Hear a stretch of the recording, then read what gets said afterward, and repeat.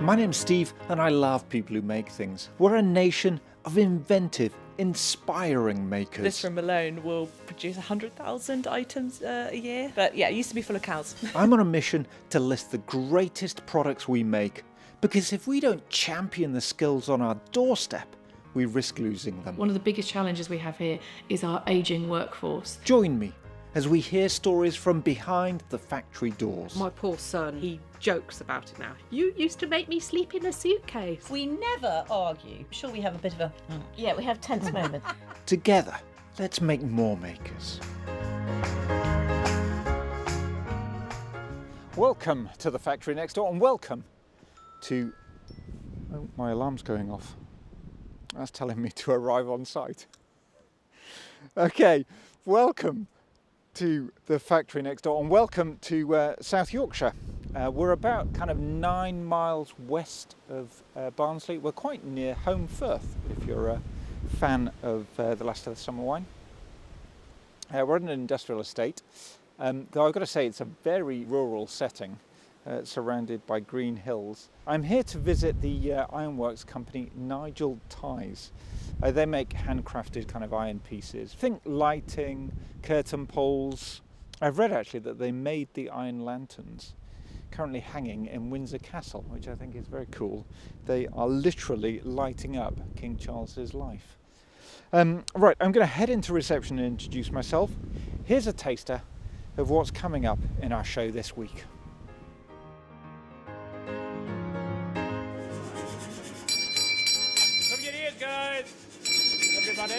Effectively, we signed for the business 11 days before COVID.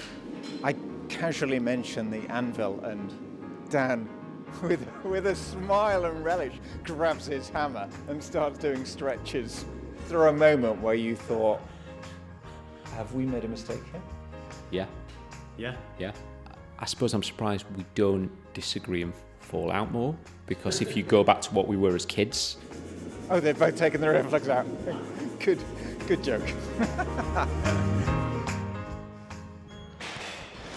So I'm Daniel Lowe, one of the two owners of Nigel Tyas Ironwork. I am kind of down on paper as technical director, but I'm also a farrier, so I am kind of the workshop side. I'm Gareth Lowe, other half of the duo operating Nigel Tyas Ironwork, and my day-to-day job is to just keep an eye on all the business. So I have no ability with a hammer. I look after the business side of things. So this is our main workshop. This is the main space, the forge you might call it. It's not kind of the smoky, dark, dingy blacksmith shop that may have been in yesteryear. We use gas forges for all our forging work. Swan is the main forge that we use. That's a British company. Cecil Swan, he is a farrier, and I think he's South African. He came over here and started producing these gas forges years ago, and they've got better and better. And they're kind of the industry standard now for farriers and a lot of blacksmiths. These things over here. That one on the left-hand side, yeah. Does it surprise you that everything's forged in such a small device? I am. So this is actually quite small. I imagine some giant fireplace. We have a bigger one that we use, but we tend to use that just for finishing now, or if we're doing real big stuff, which is a kind of a bigger chamber, double door. We call it, well, it's actually called the Mother. But some guys are going on to induction forging now, which is another kind of moving forward with energy efficiency and... Induction, is that like the induction hob I have in my kitchen? Yeah. So it works with a kind of a coil. You can have different shaped copper coils, and you basically just place your material within that coil, and the induction process heats the steel up, and it's fantastic. Oh, what are we doing here? So we're just having a little demo by the looks of it of ignition, and there you are. So it's a piezo, electric starter on it. No having to light a match or anything, and away you go. So we have the ability to fire up within a short space of time, get to a heat that is workable, do the job and turn it off. So you're not needing to get in early, start the fire like we were talking about with the coke forge, build that fire up and keep it running all day, and then wait, and obviously then that cools overnight and then they have to start again. so burning material constantly, whether you're forging or not. Whereas in this, we can use the right amount of gas and we can do little jobs, we can do big jobs, but you can turn on, turn off, and work it through. So I would describe it as kind of like a medium-sized box. What is that? Maybe kind of about the size of a microwave. Very well described, Gareth. You mentioned a couple of times the farrier industry. I'm going to plead ignorance. I'm sorry. What is the farrier industry? So that is, farriers are horse shoeing, the veterinary side of it, and the study of anatomy and physiology. I think the Farriers Registration Act, which went through Parliament, came in 1975, and that was due to the horse welfare issue. So prior to that point, anybody could shoe horses. Your village blacksmith would have, repaired your plough, shod your horse, fixed your gate, and done everything else in between that. With animal welfare and all the rest of it, they decided that there needed to be something done about it. So from that point, you had to be a registered qualified farrier. 4-year apprenticeship. Yeah, 4-year apprenticeship, old style, and that's what how I came into the industry. So in 2004, when I started my apprenticeship, I basically contacted Nigel and said, look, I'm starting my apprenticeship, can I come up on a Saturday morning and do a bit of forging?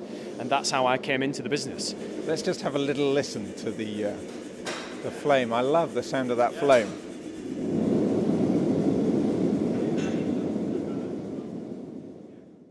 Dan, Gareth, you're not called Nigel. No. Give me an idea of how we got to where we are right now.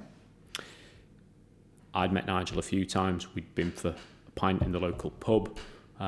Is that the one called Blacksmith Arms, just down the road? No, we don't. It's a good drink. No, it's unfortunate we don't. We're going the Huntsman. Yeah, which is a bit further down the road. So Nigel was set to retire.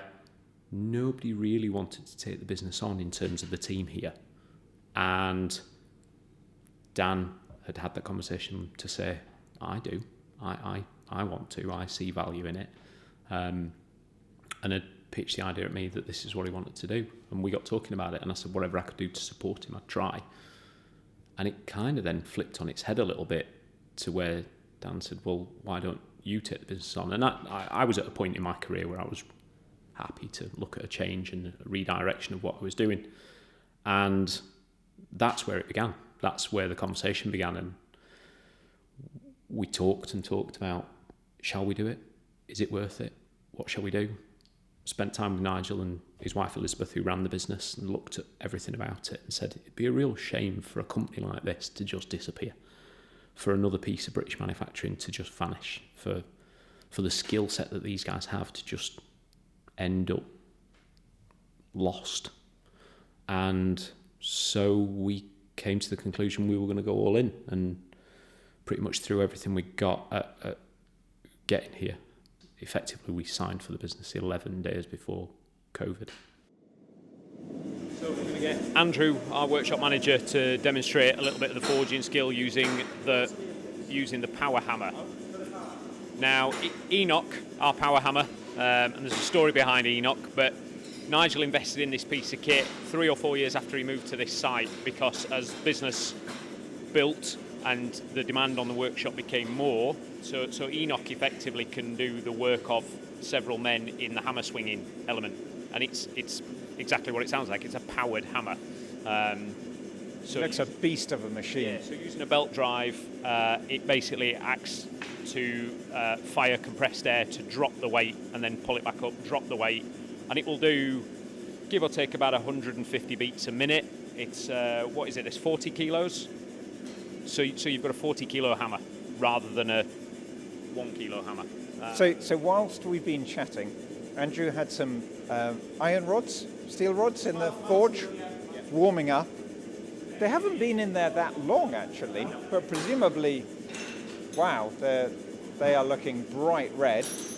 And then they go and pay a visit to Enoch and get beaten up. Originally, they would have been run on steam rather than compressed air, and the ones in shops in Sheffield, and it's nothing compared to what they would have been. And some of the larger ones were just drop hammers rather than kind of steam hammers. But yeah, I mean, this saves a lot of time.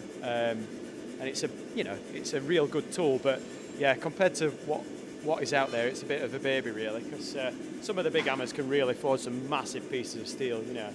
So, And I've been warned I need earplugs. Oh, they've both taken their earplugs out. Good joke. when you're in the workshop and you're busy and somebody's going on the hammer, the little brass bell that's on the side there is rung, so you know to put your earplugs in. So before hand drills start forging, he usually gives a tinkle on the bell so that we know to wear some ear protection if you're working outside. Cover your ears, guys! Everybody!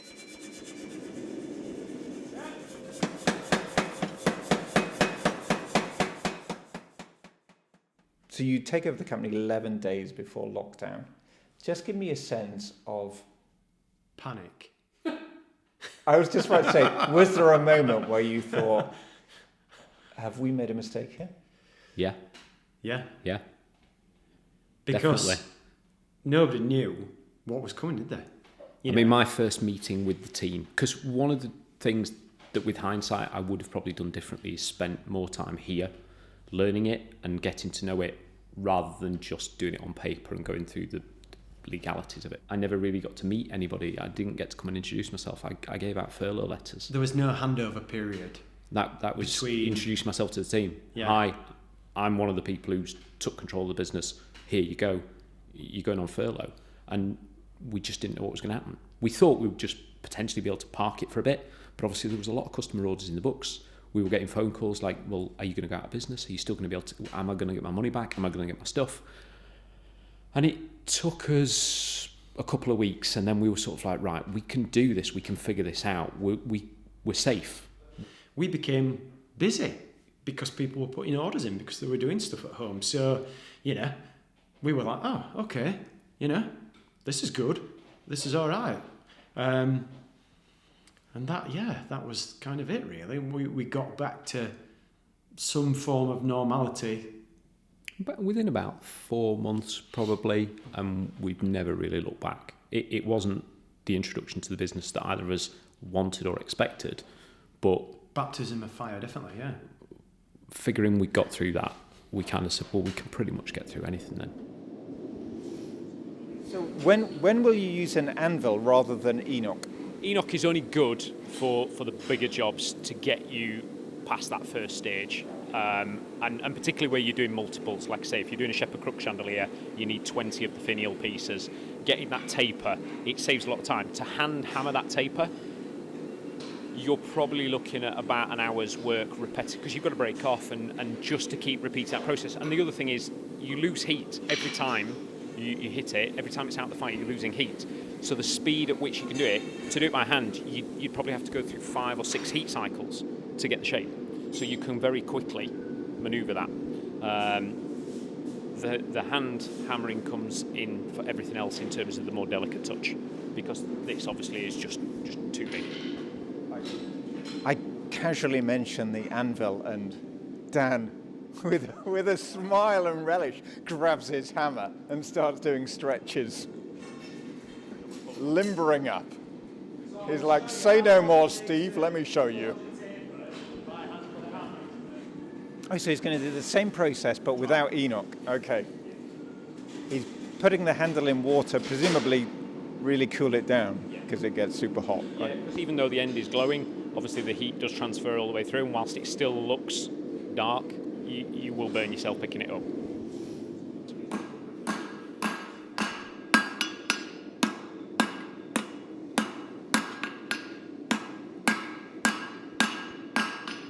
So if we had to do this every day for every product that we make, we would go through Blacksmiths quite quickly, I imagine, because it's a tiresome job in that respect, and it very much still has a place in the world, but for the volume of elements that we're creating for our lighting pieces, we do find that using the power hammer allows us to get that piece ready as quickly as we need it to be.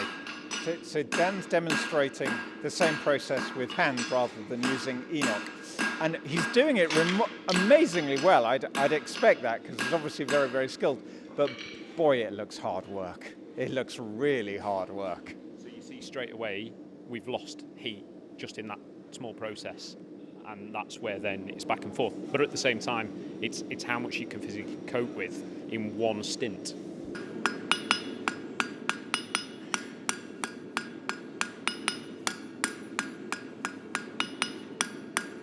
But at this point, you can just keep working this material until it cools. And if you were just leaving it as a sort of forged finish, we call it coining. Once you get cooler and cooler, and the term comes from forging coins, cold, and that's how you get the shine to them. So with a nice clean shiny anvil and a nice clean face to your hammer, and working down the temperature until it gets cooler and cooler, you start to polish as more than forge, and that's how you get a nice finish to your piece.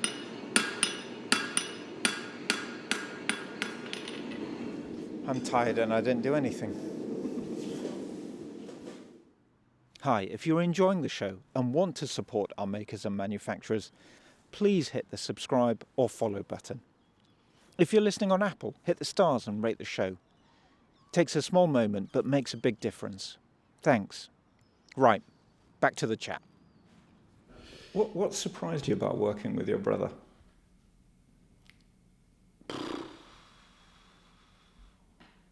You too, Gareth.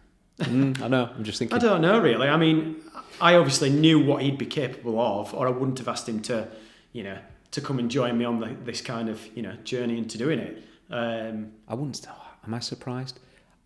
I suppose I'm surprised we don't disagree and fall out more, because if you go back to what we were as kids, if I dare say, Mum would never have expected us to get on and unify in that respect. So from me being 11 to Dan then becoming an adult at 18 or whatever, that there just there was a good 10, 11 year period where we just did completely separate things. And then over another 10 years after that, yes, we were accepting of each other as brothers and adults, but we were still very, very different lives and places and so on. We've both got that notion that it has to work. We've put a lot of effort into this. But we never realised, starting out what it would entail, really. I mean, we got a fair idea, and of course the business had been established, but it's been a massive learning curve, all around, because, you don't... What has been the big learnings? Nothing ever fully goes to plan. No, 100% it doesn't, and whether that's couriers, when you've spent all that time making a piece and it gets to the end, to the person who spent all that money and it's been dropped. Yeah. You put your trust in people and it doesn't always work out. Yeah, so we've come to a much quieter area. A much quieter area. Gareth, tell me what area this is. So this is our wiring department. So like I say, we, as a lighting manufacturer, we put all our products together on site. Everything's wired up here, tested to the relevant regulations. So Roger, who's in front of you. Hello, Roger. He's our wiring department. And this is his little space here. Is he testing it right now? Yep. Is this the moment of truth, Roger? Yes, it is, yeah. Okay, I'm a bit nervous for you. Oh, thank you. Nothing to be nervous about. So basically, it's a back test. So we're just putting 1500 volts through it, a quick flash test. So if there are any loose electrical wires, it'd highlight it. And the lights come on. And that's it. Is that a pass? That's a pass. Well done, you've passed, Roger. This is what it'll... Can I cheekily ask, how often does it actually fail? Very seldom. Maybe 1 in 100, and it's a little. And then it gets corrected and retested. But yeah, in terms of the wiring department, one of the things that we as a company have worked hard to kind of include in our product is more British-made stuff. So pretty much all the electrical components that you see in front of you are made in Birmingham by a family-owned business that's been going for over 100 years. The cables that we put into the products We've got a couple of different sort of colours and styles there, but Doncaster Cables, fairly local to us, produce a lot of the standard cable we use, and then another company, Flexform, who are based in Northern Ireland, provide a lot of the colourful and decorative cable that we use. I'm not trying to be controversial here. Why does it matter that you get these pieces from Britain? For us, it's about that provenance. It is about that element of what the piece means. If we're going to say we are made in Britain, we're going to do it. We're going to make it as much as we can. Another part of that is quality. So when you've got components that are made in England, wiring and so on, and then you're able to go back to those companies, have a conversation about it, discuss what you need, you're putting a face to it, you're putting a name to it. We're not going to get that if it comes out of a factory in the Far East, and no disrespect to them, there's a place for their products. Unless it's bulbs. The bulbs are made elsewhere. No, I mean, bulbs are a tricky one. If there was somebody in the UK doing it, we talk to them, but it's pretty much impossible, and there's nobody willing to undertake it. And all the big brands manufacture over there, because that's what's happened, isn't it? Over the last 40 years, manufacturing has moved to the Far East for pretty much everything. And now maybe it's just starting to circulate back a bit, maybe through podcasts like yours and people just being a bit more aware of it. Brexit wasn't helpful in many, many ways, but maybe it's made people think more about provenance, of heritage, of what it is and why you're buying it. Is it sustainable to keep shipping stuff from 3/4 of the way around the world to bring it to your doorstep? So we've just popped into the showroom. There are some extraordinary lamps and light fittings, but there's something else that Gareth is going to show me, and I'm really intrigued by this. What are we looking at here? So this is known as our Fireside Companion set. It's a full 4-piece set of fire irons with a matching stand. We refer to this as kind of the shepherd and his sheep. So it's a shepherd crook stand with 4 ram's head tools on it. And when I say ram's head, I mean ram as in a male sheep. The design is kind of synonymous with blacksmithing because it allows a blacksmith to show all the different elements of forging that they've learned, and quite often in apprenticeships and juniors they'll make one of these as a way of showing that they've learnt everything. The horns are kind of twisted out of the iron. Yeah. So a lot of detail goes into the piece. Tapered at the bottom, as you saw the demonstration of earlier. The round bar is heated, it is split, folded back on itself and fire welded. The horns are split, they're tapered out individually, twisted back to create the full ram's head detail, and then you'll see some chisel and punch marks in there where the face of the sheep is effectively created. And again, there's lots of different versions of this. If you were to sort of Google the blacksmith made ram's head, you'll see lots of variants from very realistic to almost cartoonish, depending on how the blacksmith has learnt his craft. A testament to the different skills that they learn. How important was it for you, in your mind, when you were taking over this company, about kind of preserving those skills? Probably more to Dan than it was me. I came in with quite a kind of, I was thinking like an astute business head, like, okay, we've got to make money, we've got to grow, what we're going to need to do that. And I was prepared to look at you everything. initially were, we could have it made, I was made thinking, elsewhere. I was thinking, could it, because I didn't know enough about what the brand was. Were you like, we can ship it overseas? I was interested in shipping things Absolutely. out. I was interested to see what benefit there would be in things being brought in, because I wasn't sure which way it really was going to go. And unfortunately, like I said, the COVID aspect sets you racing around different things as to where survival's going to be. So nothing was off the table. I thought it was going to be more of a lighting company, because that felt like it had got the glamour and the future.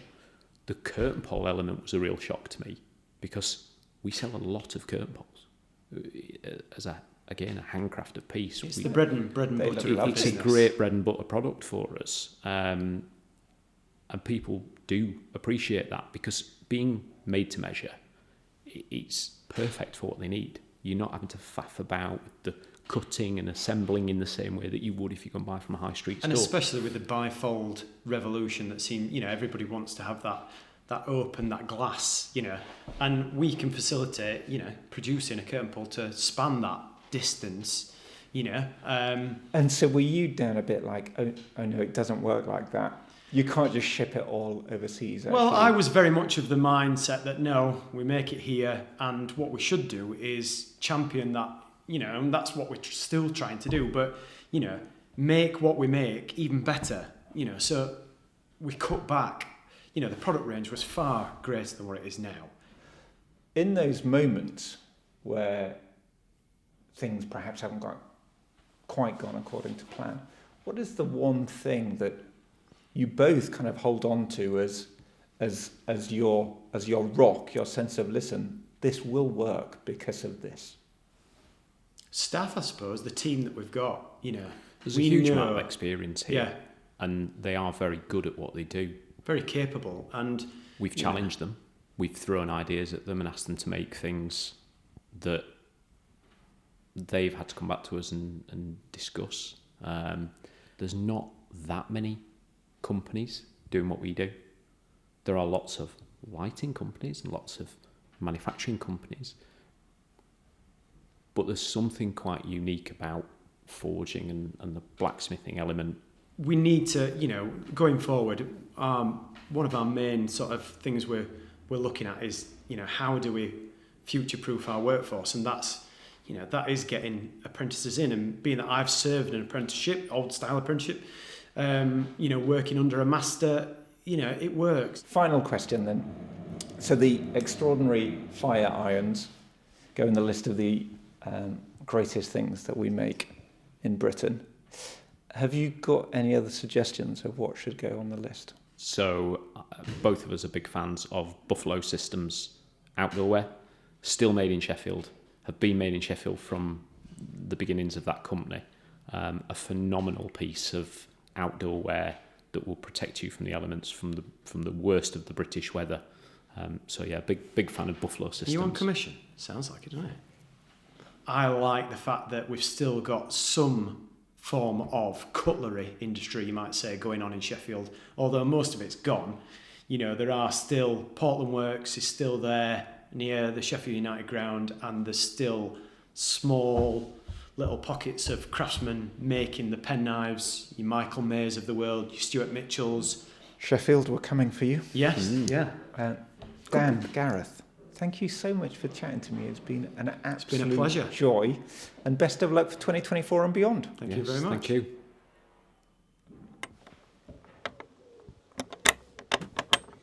So number 12 on our list of the greatest products we make in Britain, the Ram's Head fire iron set, a true test of a blacksmith's skills. My thanks to Dan and Gareth for showing me around their wonderful factory, and thanks to you. As ever, your company is hugely appreciated. I checked on my podcast data this week, which is not something I do that often. I try not to get too obsessed with it because truth is, people matter, not numbers. But it's important to check now and then. And I discovered you can break down the numbers to individual countries, actually, sometimes even regions. Most of us are in the UK, but there's a sizable part of our community in America. So hello if you're listening stateside. There's a big chunk in Australia as well, so thanks very much for joining us. And then there's lots of other countries. Luxembourg, Sweden, France, Germany, Norway. Hi and tack if you're listening in Norway. Remember to say hello on Instagram at The Factory Next Door, or email me. Lots of you do, so thanks. It's steve@thefactorynextdoor.com. Wherever you are in the world, enjoy your day, and I hope we speak soon. Bye.